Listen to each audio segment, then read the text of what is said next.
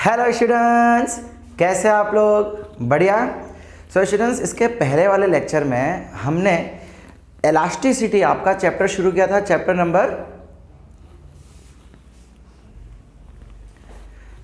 Number 9, mechanical properties of solid. So हमने उसमें elasticity क्या होता है ये देखा था, फिर उसके बाद स्ट्रेस और स्ट्रेन नाम की कोई दो चीज़ें देखी थी, उन दोनों के बीच में रिलेशन देखा था, मॉड्यूलस ऑफ इलास्टिसिटी। फिर हमने 3 टाइप के स्ट्रेस, 3 टाइप के स्ट्रेन एंड 3 टाइप के मॉड्यूलस भी देखे थे, यंग्स मॉड्यूलस, शेयरिंग मॉड्यूलस और बल्क मॉड्यूलस। तो स्टूडेंट्स, बस उसी टॉपिक पे आज हमें फोकस करना है।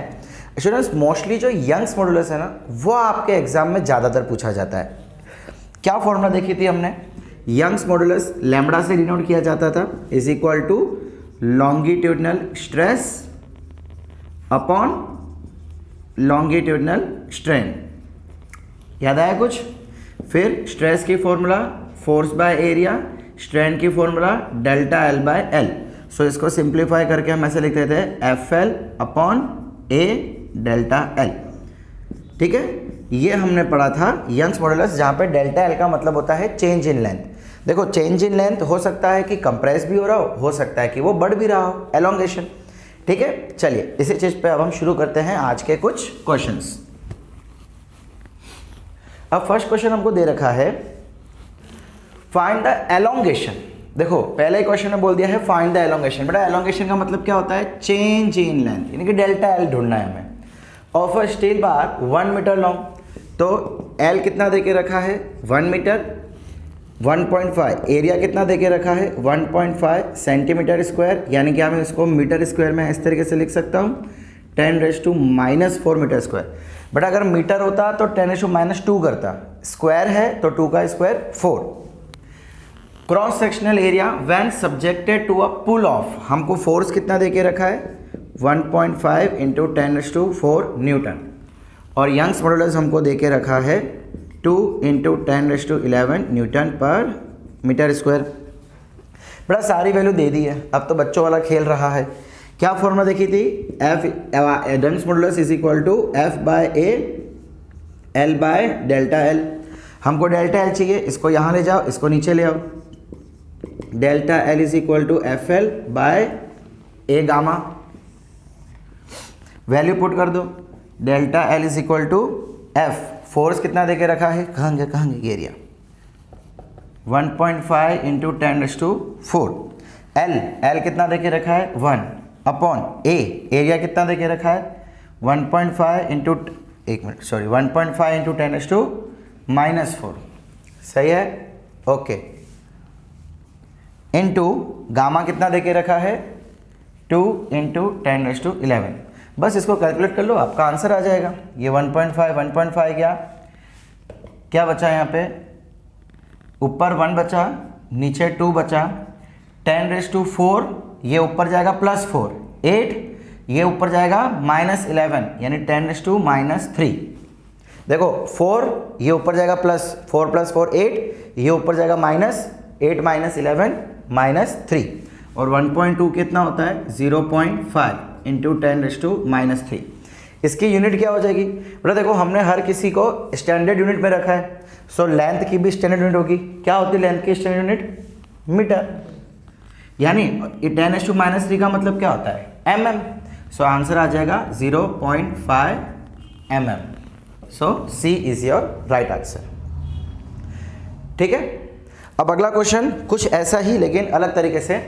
Find the minimum cross sectional area of wire so that it doesn't break. देखो बच्चा, यहाँ पे क्या करके रखा है? एक पुल्ली है, इस पुल्ली पे 2 मास लटका दिए हैं। हमको कहा हुआ है कि minimum cross section area find करो ताकि ये टूटे ना। देखो, अगर ये वायर बहुत पतली होगी, कोई आपको पता ही होगा ना, वायर पतली है, डोरी पतली है, और अगर आप उस पर ज़्यादा वजन लगा देंगे तो टूट जाएगी। सो हमको कहा जा रहा है कि बताओ इसका मिनिमम क्रॉस सेक्शन एरिया कितना होना चाहिए? मिनिमम ये कितना मोटा होना चाहिए ताकि ये टूटे ना। तो बड़ा उसके लिए हमें क्या निकालना पड़ेगा? पहले तो फोर्स चाहिए। देखो, अब मेरे पास अगर स्ट्रेस होगा, so stress is equal to F by A होता है, यस और नो? सो यहाँ से अगर फोर्स होगा, स्ट्रेस होगा, तो मैं एरिया निकाल सकता हूँ। अब कैसे फाइंड करेंगे? बेटा देखो, फोर्स क्या होगा यहाँ पे? तो ग्रेविटेशनल फोर्स होगा। ग्रेविटेशनल फोर्स जितना उसको नीचे खींच रही होगी, और उसी के बदले ये स्ट्रेस क्या हो जाएगा।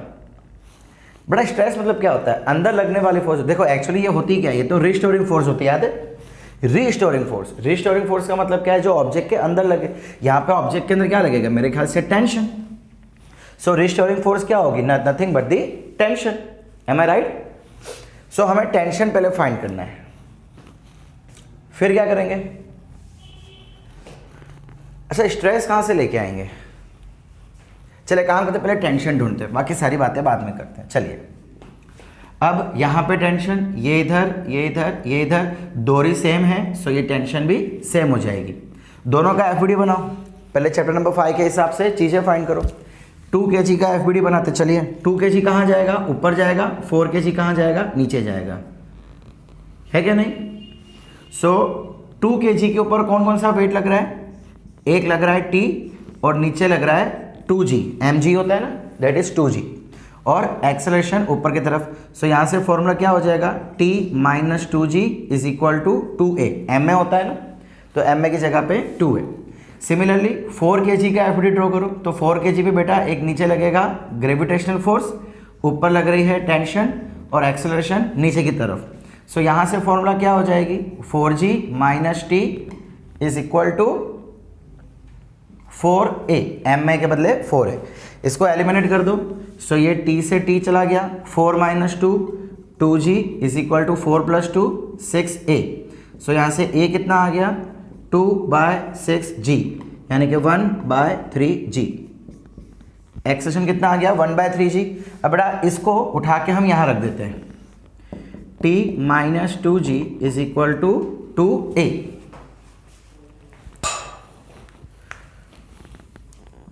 t minus 2g is equal to 2a, a के बदले वैल्यू रख दो 1/3g। t minus 2g is equal to 2 into g/3 बोल सकता हूँ मैं।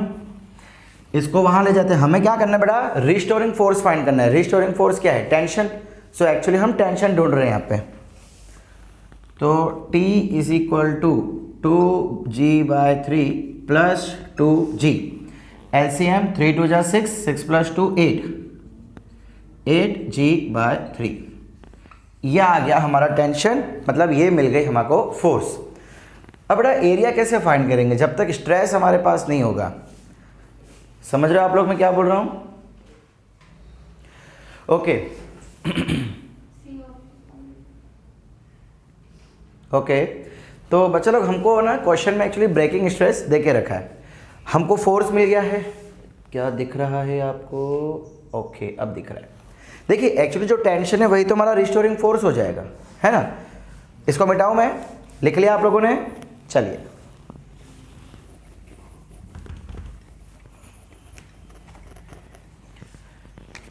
सो stress is equal to force by A. जो फोर्स हमारा क्या है, एक्चुअली टेंशन ही है।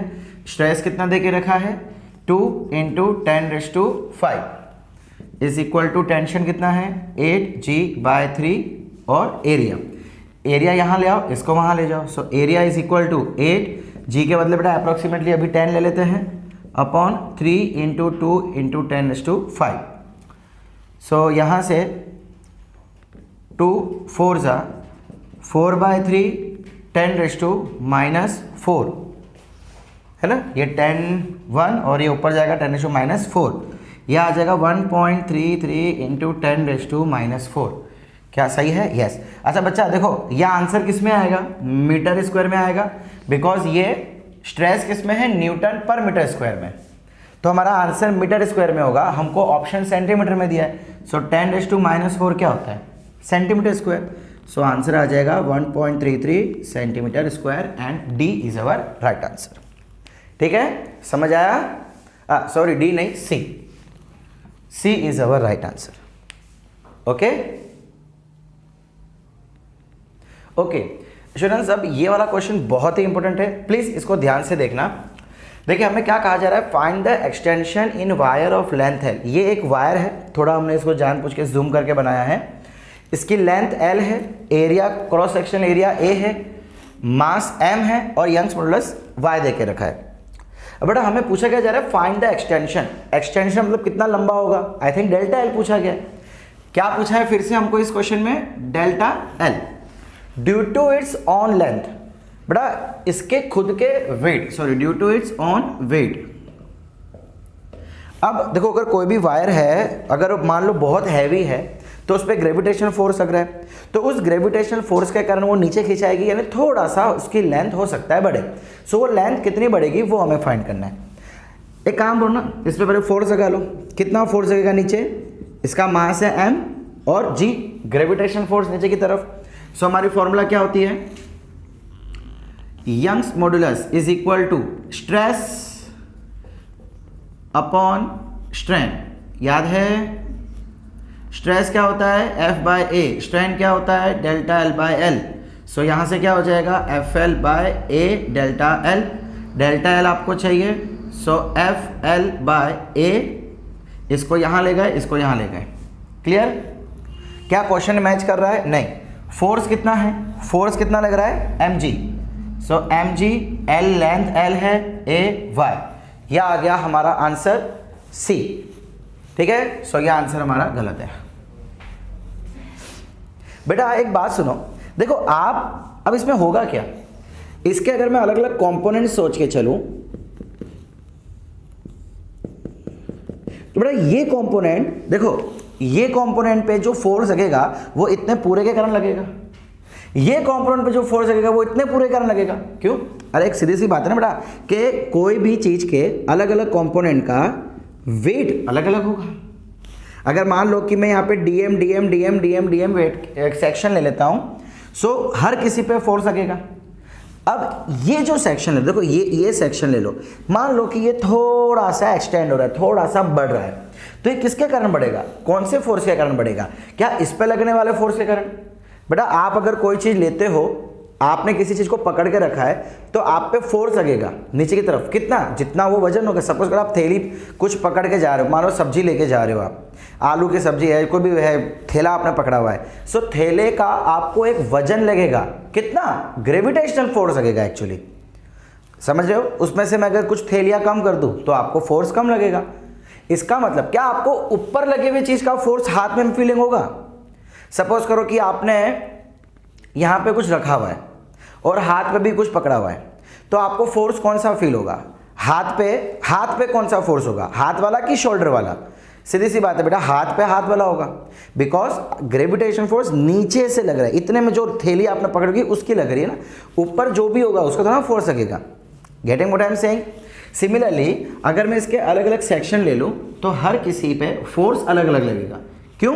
जैसे देखो यहाँ पे इसका मास, इस सेक्शन पे इतना मास, इस सेक्शन पे इतना मास, इस सेक्शन पे पूरा मास, यानी इस सेक्शन पे फोर्स सबसे ज़्यादा लग रहा है और सबसे नीचे वाला जो ये सेक्शन होगा इस पे फोर्स सबसे कम लग रहा है।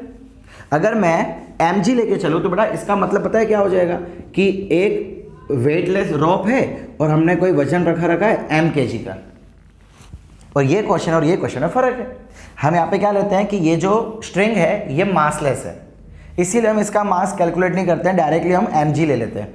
बट बेटा इस केस में थोड़ी ना ऐसा होगा, इस केस में हर एक सेक्शन का अपना खुद का फोर्स होगा और वो फोर्स चेंज होता जाएगा, बिकॉज जैसे जैसे हम ऊपर जाएंगे वैसे वैसे मास बढ़ता जाएगा। Getting what I am saying? तो ये फॉर्मूला मतलब करना यही है, लेकिन फोर्स की ये फॉर्मूला नहीं लगेगी। सो फोर्स की कौन सी फॉर्मूला लगेगी? चलो मान लेते हैं कि एक सेक्शन ले लेते हैं हम लोग, ठीक है, हम एक ये सेक्शन ले लेते हैं, इसकी लेंथ dx बोल देते हैं और मान लेते हैं कि चलिए इस पे जो चेंज आ रहा है वो डेल्टा x है। चेंज जो आ रहा है इस पे वो कितना है, डेल्टा x।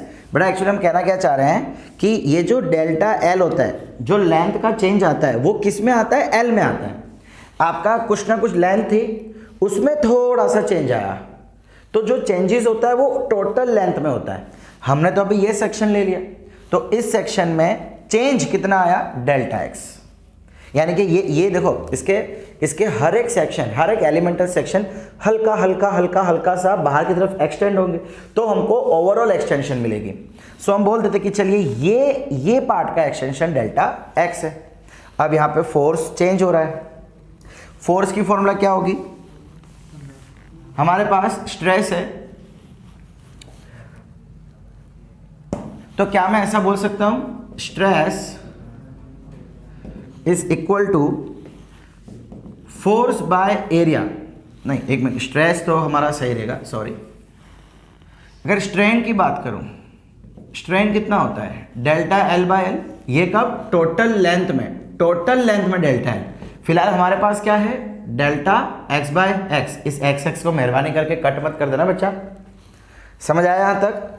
अच्छा, अब बेटा इस पे फोर्स कितना लगेगा, इस पे फोर्स कितना लगेगा, आई थिंक इसके पूरे के कारण, इसका जो फोर्स होगा उसके कारण, बोलो है क्या नहीं? अच्छा, तो फोर्स कैसे निकालेंगे यहां से, एक जी तो आएगा ही आएगा, साथ में बेटा फोर्स निकालने की फॉर्मूला क्या हमने पहले पढ़ रखी है? ओके बच्चा, एक यहां पे ध्यान से सुनो, हमने ये एलिमेंट ले लिया है dx, और इस पे जो चेंज आएगा उसको हमने लिया था डेल्टा x, जो इस सेक्शन में चेंज आ रहा है। अच्छा, इस सेक्शन में जो चेंज आ रहा है वो किसके कारण होगा, फोर्स कौन से मास के कारण होगा? क्या ऊपर वाले मास के कारण होगा? नहीं, नीचे वाले मास के कारण होगा। चलो मैं ये जो डिस्टेंस है ना, इसको x ले लेता हूं, ये जो लेंथ है मैंने इसको कितना ले लिया, x। अब बेटा एक बात बताओ, टोटल लेंथ l थी तो उसका मास m था, अब जब लेंथ x हो जाएगी तो उसका मास कितना हो जाएगा, मेरे ख्याल से क्रॉस मल्टीप्लाई होगा, सो मास कितना हो जाएगा अब, x m बाय l। बोलो समझ आया? देखो एक्चुअली ये यूनिफॉर्म मास है ना, हर जगह मास सेम है, तो अगर पूरे लंबाई का लेंथ m है, सो इतने से का लेंथ कितना हो जाएगा, x m by l। Getting what I am saying? So ये हमको इतना मास मिल गया, x लेंथ का मास मिल गया। अब देखो, अगर ओरिजिनली यहाँ की बात करूँ, टोटल एलोंगेशन, ये क्या है, टोटल एलोंगेशन कैसे ढूंढते हैं हम लोग, FL बाय ए ओमेगा, ए गामा, यंग्स मॉडुलस। यही चीज हम एलिमेंट के लिए लगा देते हैं। चलिए, elongation in small element dx, इसमें एलोंगेशन कितना लिया हमने, डेल्टा x। बोलो सही है? तो अब इसके हिसाब से फॉर्मूला कितनी हो जाएगी, अब मैं क्या कर रहा हूं, सिर्फ इसके अंदर का एलोंगेशन ढूंढ रहा हूं। सो क्या मैं ऐसा बोल सकता हूं, delta x is equal to F L upon A Y. बेटा l कितना है, टोटल लेंथ हमने कितनी ली है, x। समझ आ रहा है मैं क्या बोल रहा हूं? हम लोग यहां पे क्या करते थे, ये चेंज किस में आता था, l में आता था, सॉरी, तो इधर क्या हो जाएगा, dx। ये जो डेल्टा l था ये किसके लिए था, ये l के लिए था। चेंज इन लेंथ किस में थी, टोटल लेंथ में थी। सो इस बार जो चेंज इन लेंथ आया है वो भी टोटल लेंथ में होगी, यानी टोटल लेंथ कितनी है, dx। Getting what I am saying? Okay, चलिए यहां पे फॉर्मूला पुट अप करो। f, अच्छा f कितना होता है, mg।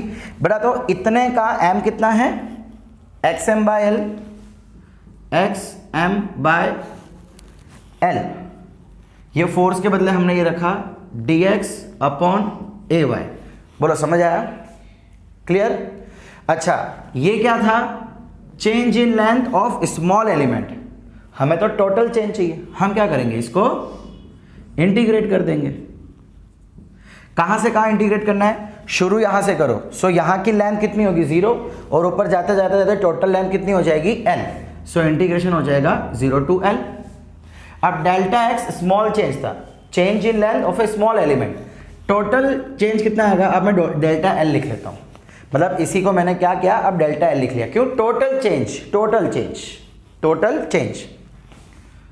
यहां से क्या होगा, इसको पहले सिंप्लीफाई करते हैं, xm dx, xm dx upon ay, और ये l नीचे। बोलो सही है? कांस्टेंट को बाहर ले लो, delta l is equal to m constant upon, अच्छा इसमें g तो मैंने लगाया नहीं, सॉरी, g भी आएगा बच्चा। फोर्स कितना होता है, mg होता है ना, सो टोटल मास और इनटू g, ठीक है। सो ये एम जी बाहर, नीचे क्या बचा, ए वाई और एल। ये जो एल है ये भी तो कांस्टेंट है, टोटल लेंथ तो कांस्टेंट ही है ना। अंदर क्या बचा, एक्स डी एक्स, कहाँ से कहाँ तक, 0 से एल तक। यहाँ कर लूँ, ठीक है, इसको हटा दो, इसका तो ये रोल नहीं है। इसके बाद क्या हो जाएगा, delta L is equal to M G by A gamma L. X D X हमको पता है एक्स स्क्वायर बाय 2, कहाँ से कहाँ तक, 0 से एल तक। M G by A gamma L, upper limit L square by 2 minus 0, lower limit 0। So ये क्या हो गया, एक एल से एक एल कट गया, क्या बचा 1/2 M G by A gamma, sorry M G L, ये एल था ना, M G L A gamma. क्या ऑप्शन है, yes. So option number A is actually our right answer. समझ आ रहा है। अब बच्चा लोग इस क्वेश्चन को आप सेंटर ऑफ मास से भी सॉल्व कर सकते हो। देखो यूनिफॉर्म डेंसिटी है तो इसका जो सेंटर ऑफ मास होगा वो एकदम सेंटर में होगा, है कि नहीं। तो मैं ऐसा बोलता हूँ कि जो पूरा का पूरा मास हम इसके बीच में मान लेते हैं। बीच में मतलब लेंथ कितनी हो जाएगी, L/2, बस खत्म कहानी। सो इस पर फोर्स कितना लगेगा, अब mg लगेगा।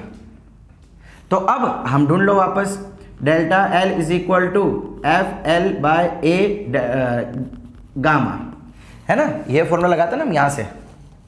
Delta L is equal to, देखो delta L is equal to F L upon A gamma. So बस फोर्स कितना आ गया mg, L कितना हो गया L/2 ए गामा, आ गया आंसर। ये 1/2 mg ए गामा। समझ आ रहा है। बट बेटा ये चीज हर एक क्वेश्चन में वैलिड नहीं होती है। क्यों, देखो यहाँ पे एक्चुअली क्या हो रहा है ना कि डेल्टा L जो है वो L के पावर 1 में प्रोपोर्शनल है, इसीलिए यहाँ पे सेंटर ऑफ मास अट्टे गट्टे बोल सकते हो कि सही आंसर दे रहा है। याद आपने पहले भी एक बार देखा था कि अगर कोई क्वांटिटी दूसरे किसी क्वांटिटी पे पावर 1 में डायरेक्टली प्रोपोर्शनल हो तो आप वहां पे सेंटर ऑफ मास का कॉन्सेप्ट यूज कर सकते हो, बट हर जगह ये यूज नहीं होगा। इसलिए मैंने आपको ये मेथड पहले नहीं बताई। ये मेथड यहां चल जाएगी लेकिन जरूरी नहीं है कि हर जगह चले। Clear, okay. So next question बेटा हमको दिया हुआ है, देखिए एक स्टील की वायर है और एक कॉपर की वायर है, हमने दोनों जगह पे एक एक वेट लगा रखा है। अब देखिए होगा क्या कि अपने ही वेट के कारण दोनों वायर थोड़ा थोड़ा एक्सटेंड होगी। कैसे नो, हमको बोला हुआ है find the elongation, net elongation in the composite wire, मतलब दोनों वायर में मिला के नेट एलोंगेशन इन कॉम्पोजिट। कॉम्पोजिट का मतलब है कि दोनों में मिला के कितना चेंज होगा इन टर्म्स ऑफ 10⁻³ mm। चलिए क्या करेंगे, तो हम एक काम करते हैं, कॉपर के लिए और इसके लिए पहले अलग अलग फाइंड कर लेते हैं। अब बच्चा इसके नीचे कितना फोर्स लगेगा, मेरे ख्याल से 2G। अगर मैं खाली इसकी बात करूँ तो ऊपर ये स्ट्रिंग है तो स्ट्रिंग पे क्या लगता है, टेंशन। अब देखिए एक्चुअली ये जब नीचे जाएगा, जब ये एलोंगेट हो जाएगा, सो एलोंगेट होने के बाद ये इक्विलिब्रियम में आ जाएगा। Getting what I am saying, ये इस पर वेट लग रहा है, ये थोड़ा सा एक्सटेंड होगा, एक्सटेंड होने के बाद ये तो इक्विलिब्रियम में हो जाएगा। ऐसा तो है नहीं कि नीचे जाता ही जाएगा, एक लिमिट तक ही नीचे जाएगा। सो हम कह सकते हैं कि यहाँ पे टी की वैल्यू क्या हो जाएगी, 2G।